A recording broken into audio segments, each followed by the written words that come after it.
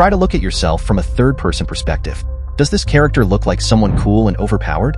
If you're inside a game, had Jinwa's system, and the goal is to level up to reach the top, what would you do?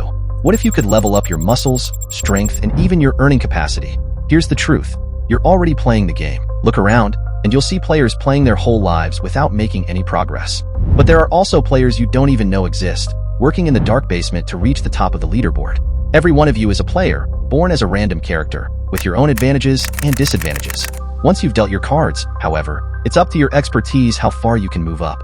Today, I'll show you how to design your life into a game and give you an actual system, a better one that works perfectly in real life. I also have an expert with me who has done this in real life and will share a routine to increase your physical and mental stats, a routine guaranteed to get you the outcome. At the end, I'll give you the methods companies have spent billions of dollars to discover to keep you addicted to their game and show you how you can use this in real life to make it addictive. So you can't help but upgrade your stats and improve. Watch this video attentively because all I can do is give you direction, but it's up to you to do the work. How eager would you be to do tasks that are normally boring if they got gamified, and you got rewarded and gained XP after each task? What would it be like to have a system that lets you increase your stats in any area of your life, such as strength, endurance, and intelligence? I've been using this system for quite a while now, constantly modifying it to make it better, and making sure it worked the same as Jinwa's system. The results were clear. The important work I had been putting off because it was boring, I increased doing it by 2x after using the system. So what does the system look like? It is made in Notion so that the user can have maximum control and modify it in their own way. Here, you'll see that you need XP points to level up to the next level, as it works in solo leveling. While trying it myself, I noticed that the progress I was making was slower than expected. It takes almost 150 XP to move up to level 2. It was getting boring. So to make it even more motivating and epic, I've added titles and badges you attain as you gain XP. To gain XP, we have to go to the level up section. Here, you'll notice 3 columns: skill, XP, and achievements. Notice it's a specific skill instead of a broad indicator such as intelligence. It's because the more specific, the better. To level up in any skill, you need XP. And to gain XP, you have to complete tasks. And to gain 1 XP in any skill you choose, you need to do 100 reps. For work, it could mean 100 minutes of work, and for workouts, it could mean 100 reps of something. But wait, it seems hard. The answer is yes. Real life is harder than just a game. The point is to make ourselves do these hard things, tricking our minds into thinking we're playing a game. Okay, now the system isn't complete yet. As the video goes on, I'll keep introducing new functions of the system like rewards, punishment, quests, missions, and many more. I'll show you the tricks multi-billion-dollar companies use to keep you addicted to their games, so you can use them to make leveling up even more addictive. All the mistakes I made during my transformation taught me one valuable lesson. The system you follow is way more valuable than any type of motivation you feel. Because motivation or any type of drive will eventually fade away. But implementing a strong system or process and sticking to it guarantees that you will see results. So as an example, you never need motivation to clean your teeth because it's just part of your routine. And so you clean your teeth twice a day without fail, because you're not dependent on motivation for that. So the routine we're about to share ensures that we get the most out of ourselves, making the process of leveling up in any area of our life as fast as possible. It's all about balancing and maintaining optimal performance so we can give our best every single day, consistently in the long run, rather than just once. So to create the best routine, the first thing you want to focus on is there's a time in the day where you will perform at your best. For some people, it's early in the morning, so early birds, and that would be me. But then there's also night owls, who a lot of my friends are, who perform their best late at night. Some people are even in the middle of the day. You kind of just need to experiment a bit and see what works best for you. But to be honest, you probably do already have a good idea of which one you are. And what you want to do in this time is block it off for your most important task. Because what a lot of people like to do is they might be working, but they are actually still procrastinating because they're doing these very small, very unimportant tasks. So a great example would be on a YouTube channel, rather than focusing on creating the next video, they're changing their profile picture and banner. Right, it's just not an important task. Instead, if you do the most important task when you're at your best, you will surpass the vast majority of the population. Moving on to tip 2, just because you're accumulating XP doesn't necessarily mean you're leveling up. Sometimes you could be sitting at your desk working, but nothing is really actually happening unless you pay attention to the tasks you're doing. Perhaps the biggest advantage you can have over others in the modern day is the ability to work uninterrupted. If two people put in the same hours, one is focused and one isn't, there's going to be a huge difference in output between the two. It's really important when you're working, you absolutely minimize any interferences. Put your phone away, put anything else that's going to distract you away, and just really focus on what you're doing. And again, this leads in quite nicely to tip 3, which adds little breaks along the time, because you can only concentrate for so long in a row, right? You don't want to be taking breaks every 5 minutes, but you also don't want to be taking breaks every 5 hours. For me personally, I like to take a break every hour.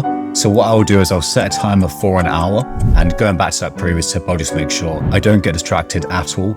In an hour, I'm just focusing on what I'm doing. And then after that, I'll take sort of a 10-15 minute break. If you were addicted to your life and improving your level in real life, do you think you'd be able to put more effort and work even harder to get ahead of others? Is it possible to make your life more addictive like a game? The big establishments spend millions of dollars researching what makes a game addictive so they can keep players playing for the longest time and earn more money. Here are 6 methods they found to do this that you can use to make life more addictive. Have you ever wondered why video games never become boring to some people? Even though you're playing the same thing over and over, it only gets more addictive. One trick these developers use to keep it from getting boring is feedback loops. Okay, so what is it, and how can we use this in real life? It is a mechanism within the game that continually provides players with feedback on their actions. For example, the increase in the XP bar after you complete a quest, achievements, rewards, and kill streaks, etc. There are 2 types of feedback loops. Positive feedback loops reward players when doing well, like progressing in the level up bar or unlocking new weapons after a victory. When players get these positive feedback loops, it reinforces their behavior to keep on playing. They play more to attain another reward. Then, when the game starts to get boring, to add thrill and fun to the game, they have added negative feedback loops. It makes the game challenging and makes leveling up harder for a moment. But both of these have a compounding effect. When you experience more wins through positive loops, you're likely to keep winning continuously moving forward.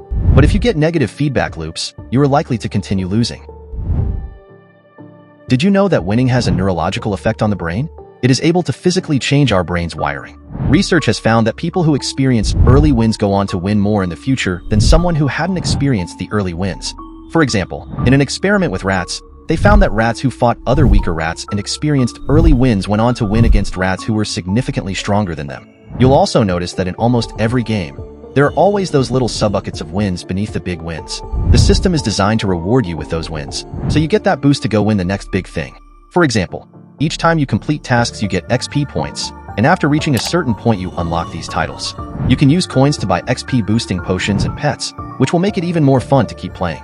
All of these little wins will reinforce your behavior and motivate you to win big. I still remember the feeling of winning my first Battle Royale game. My hands were shaking, heart pounding like an engine. I had only 10 HP left. The thrill I felt defeating the last 2 guys was unimaginable. And to relive this feeling again and again, I would play the game like a drug addict. The reason I got so addicted to the game after this is because of a principle called a variable schedule ratio. Always winning leads to boredom. Imagine grabbing your sword and defeating every enemy that comes in your way with one blow. Always losing makes it tiring. There has to be a challenge, but it needs to meet your current skill level. If you're level 10 and I put you in front of a level 100 boss, you would never win, and then quit afterward. It has to be in a state that gives you thrill, where it's not too easy, nor too difficult. So it's interesting enough that you get a sense of craving to play again and again. Researchers have found that the most driven people didn't set unreachable goals. They set achievable goals, achieved them, then set new achievable goals. Their repetitive victories motivated them further. So how do you make real life thrilling as a game? There are only a handful of tactics such as deadlines that have the power to turn any boring task into something exciting. It always stays at the back of your mind and keeps reminding you that it needs to be done. The other powerful way to keep it thrilling is adding a cost to it. Which leads us to the most important section of the video. What if you never procrastinated, never missed a task you intended to complete? What if there was a guaranteed way that you never made excuses and did what you said you were going to do? Behavioral scientists found a phenomenal way to force someone to do something, and it's by adding a cost to it. Let's say I have to edit this video, but I'm too lazy to do so. But if, due to my laziness, my channel goes dead, it's a big cost to pay. So I'm far more likely to complete the task. So make a contract with yourself. Write that if you miss doing X, you will give away 20 bucks or do 500 push-ups at a cost. The thing that motivates us the most is the feeling of making progress. And video games use this to perfection. They constantly keep players hooked by showing progress. They usually have multiple bars on top. One of the bars would be on the edge of getting filled. Then, when it does get filled, you'll see another bar so close to getting full too. So you play a little more to fill that too. And like this, the cycle keeps going, and it makes us play longer than we usually would. There's nothing more motivating than knowing that we're making progress. So use the system to keep track of your progress. There's always a main goal in a game, and that's the reason a player plays the game in the first place. To go harder, you need a main goal. Go to the quest section and write your main goal in full detail. Make it clear. After doing that, break this goal down into subquests. And at the very end, break them down into daily actions you need to take each day to reach that big goal. Add rewards and punishments for completing each task so that it motivates you to push even harder.